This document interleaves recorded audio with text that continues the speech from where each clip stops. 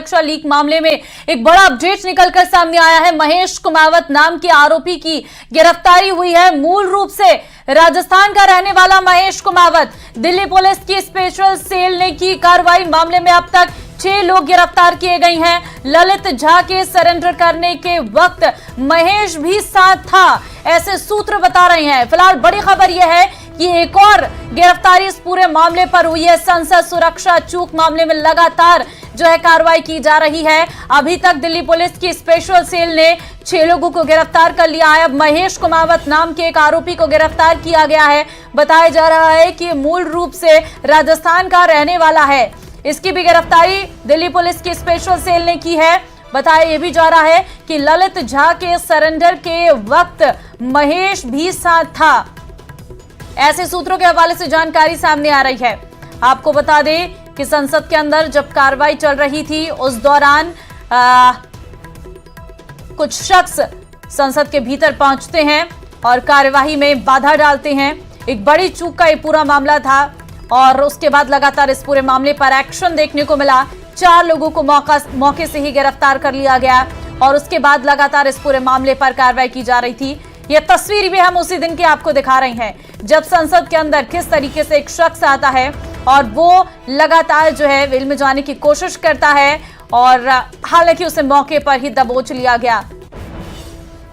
संवाददाता Shankar phone line पे इस वक्त हमारे साथ हैं। शंकर, बड़ा अपडेट इस वक्त सामने आया है। महेश कुमावत नाम के आरोपी की गिरफ्तारी हुई है, क्या जानकारी? देखिए, निश्चित तौर पे कहा जा सकता है कि दिल्ली पुलिस की स्पेशल सेल के द्वारा जिस तरह से महेश कुमावत को गिरफ्तार किया गया है, ये इस मामले में एक अपने आप में बहुत बड़ी खबर है। और जिस तरह से संसद के अंदर और संसद के बाहर जिस तरह से एक सोची समझी साजिश के तहत वहां विरोध प्रदर्शन और जिस तरह से वहां पर हंगामे को अंजाम दिया गया था, इस तमाम मामलों की गंभीरता को देखते हुए जिस तरह से स्पेशल सेल की टीम इस मामले की तफ्तीश कर रही थी, तो इस मामले में पता चला था कि ललित झा का बेहद करीबी मित्र है महेश कुमावत, जो मूल रूप से राजस्थान का है। और इस पूरे साजिश को अंजाम देने में महेश कुमावत का भी एक महत्वपूर्ण किरदार रहा है। लिहाजा इन तमाम मामलों की गंभीरता को देखते हुए उससे विस्तार से पूछताछ की गई और पूछताछ के बाद आज औपचारिक तौर पर उसकी गिरफ्तारी की पुष्टि कर ली गई है। और जिस तरह से महेश कुमावत की अगर बात करें तो महेश कुमावत से जुड़े हुए तमाम कनेक्शंस को स्पेशल सेल की टीम जोड़ने में जुटी हुई है।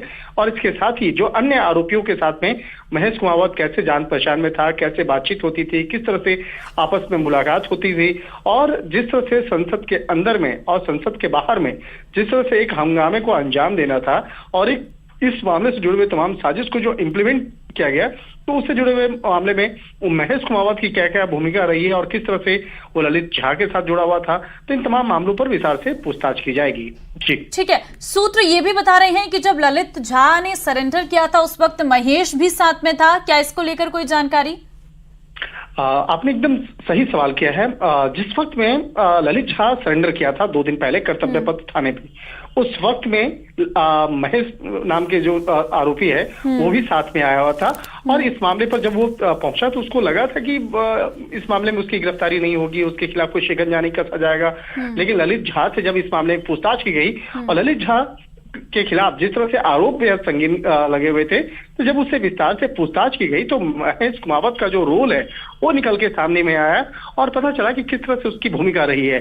लिहाजा इस मामले पर ललित झा का जो स्टेटमेंट है, ललित झा के साथ साथ अन्य आरोपियों का जो स्टेटमेंट है, उसी के आधार पर महेश कुमावत को गिरफ्तार किया गया है। और अब इससे महेश कुमावत को जो है अब गिरफ्तारी के बाद उसे दिल्ली के पटियाला हाउस कोर्ट में पेश किया जाएगा और पेश करने के बाद ज्यादा से ज्यादा दिनों की रिमांड ली जाएगी और उस रिमांड के दौरान में उसके बाद इस मामले में पूछताछ किया जाएगा कि किस तरह से उस पर जो इल्जाम लगे हैं उस इल्जाम में महेश कुमावत का क्या कहना है। हालांकि गिरफ्तारी के पहले उससे काफी देर तक उससे पूछताछ की गई और पूछताछ के बाद ही औपचारिक तौर पर उसकी गिरफ्तारी की पुष्टि की गई है। ठीक है शंकर, बहुत धन्यवाद आपका फिलहाल तमाम जानकारी देने के लिए।